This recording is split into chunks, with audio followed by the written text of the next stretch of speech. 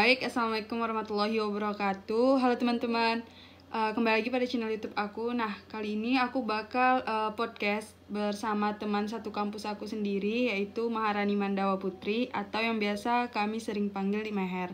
Halo Meher. Hai. Nah, untuk saat ini teman aku sendiri ini sedang berada di Pekanbaru ya Meher? Iya benar, Pekanbaru. Nah, Meher ini sedang berada di Pekanbaru dan aku berada di Bintan, Kepulauan Riau. Nah, mungkin kali ini aku bakal ngajak Meher untuk berbincang-bincang sedikit mengenai media sosial. Nah, buat teman-teman dengerin terus ya gimana tentang tanggapan dari Meher sendiri mengenai media sosial. Nah, Meher, gimana nih tanggapan Meher mengenai media sosial sebagai pengguna media sosial di saat ini? Sebagai pengguna media sosial gimana nih maksudnya? Meher maksudnya memiliki akun media sosial seperti Instagram gitu. Oh baik, kalau menurut saya ya media sosial itu di apalagi di zaman sekarang ini ya memudahkan kita sih tentunya berinteraksi atau mengembangkan bakat, juga bisa berbisnis. Kemudian namanya tuh lebih mudah berinteraksi sih antara satu sama lain.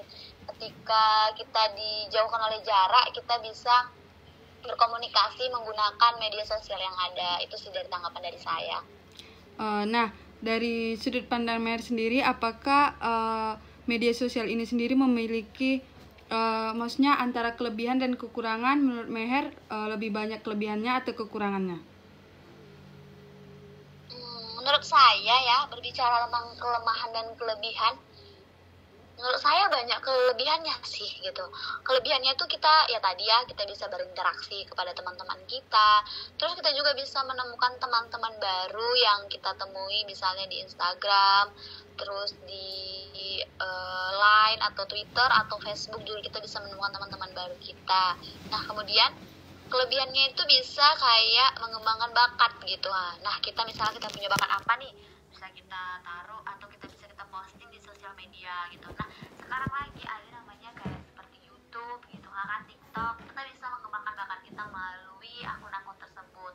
Nah, untuk kekurangannya ya atau kelemahannya, menurut saya sih satu ya, bagaimana kita sebagai manusia itu harus pandai-pandai dalam menggunakan sosial media. Kadang sosial media itu bisa menjerumuskan kita ke hal-hal negatif gitu.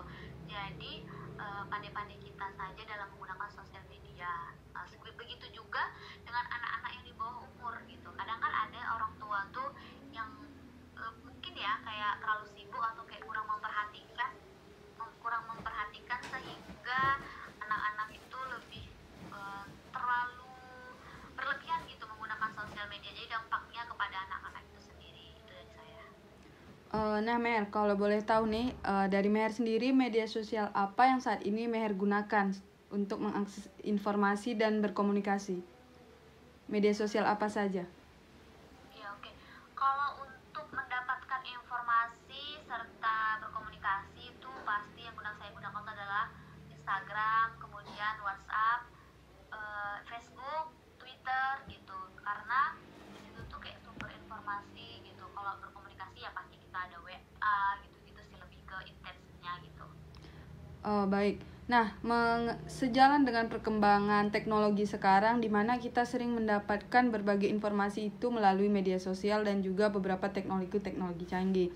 Nah, untuk menurut pandangan Meher sendiri, media sosial apa yang sekiranya dapat kita mengetahui cepat tentang perkembangan informasi yang ada di Indonesia maupun dunia?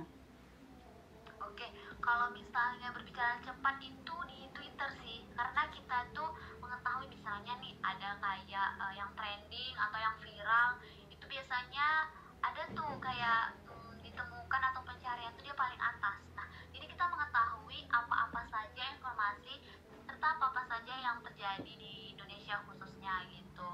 Twitter sih. Oke. Baik, Meher. Nah, seperti yang lagi viral nih sekarang, mungkin bukan saja di kalangan anak-anak remaja, bahkan di kalangan ibu-ibu juga, itu yang lagi viral yaitu aplikasi TikTok.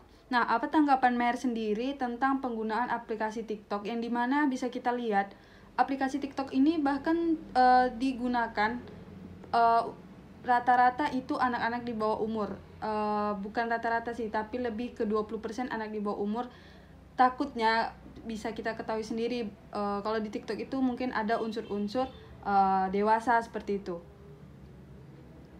Oke, untuk tanggapannya ya baik sih gitu dalam menggunakan TikTok sendiri atau tadi yang sudah saya sebutkan bisa mengembangkan bakat kita gitu kan, karena di aplikasi TikTok sendiri ini kalau misalnya kita kayak suka menari atau suka menyanyi itu biasanya ada kayak caranya atau kita bisa menggunakan media-media itu untuk melakukan hal tersebut. Nah, kalau berbicara tentang anak-anak di bawah umur ya kembali lagi sih lebih ke pengawasan orang tua, gimana cara orang tua itu melihat anak-anak itu dalam menggunakan gadget tersebut gitu. Jadi terus kalau misalnya ada yang kayak tadi tuh unsur-unsur kedewasaannya itu ya, itu kalau bisa sebisa mungkin untuk para pengguna TikTok itu lebih berhati-hati lagi sih gitu menurut saya.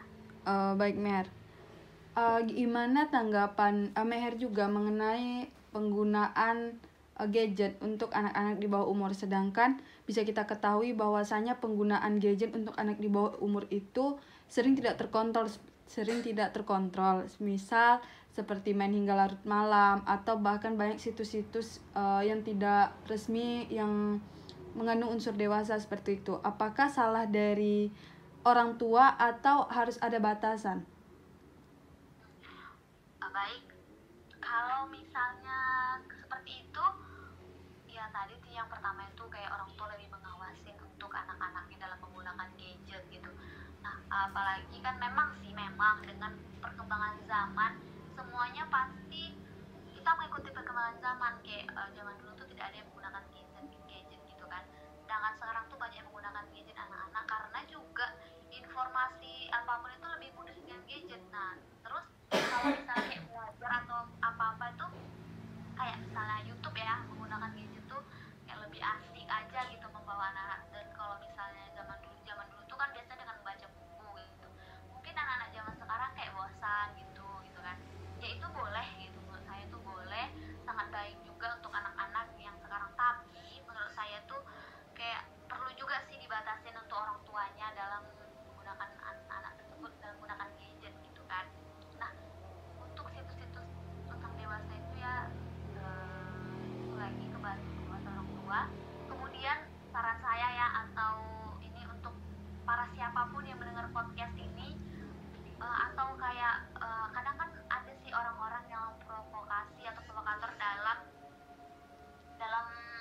situs itu sendiri gitu, lebih kayak dikurangi atau lebih diperhatikan lagi, jangan terlalu kayak sembarangan mengirim-kirimkan link atau sembarangan posting-posting atau mengupload link yang bukan kehendaknya gitu, atau yang bukan tidak senonoh gitu gitu untuk para pendengar podcast ini.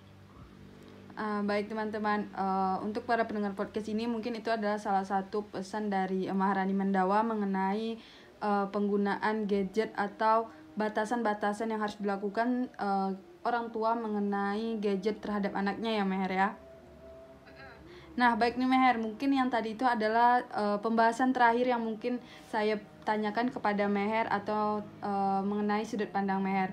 Mungkin untuk podcast kali ini sampai di sini aja ya teman-teman, dan juga maaf sebelumnya karena kami tidak menghidupkan kamera karena juga kami terkendala jaringan, dan juga saya juga berada di Bintan Kepulauan Riau dan rekan saya Maharani Mandawa sedang berada di Pekanbaru, sehingga kami menggunakan aplikasi untuk podcast sehingga, dan juga kami terkendala jaringan. Nah, jadi tidak bisa menggunakan tatap muka atau on cam ya Meher ya.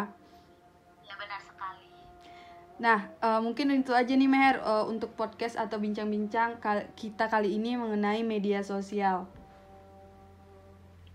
Terima kasih kepada Meher yang sudah meluangkan waktunya, dan juga kepada teman-teman yang mendengarkan. Semoga dapat pesan yang disampaikan oleh Maharani Mandawa Putri mengenai sudut pandang media sosial. Terima kasih Meher, dan terima kasih juga buat teman-teman yang mendengarkan podcast di channel YouTube saya. See you next channel, bye-bye.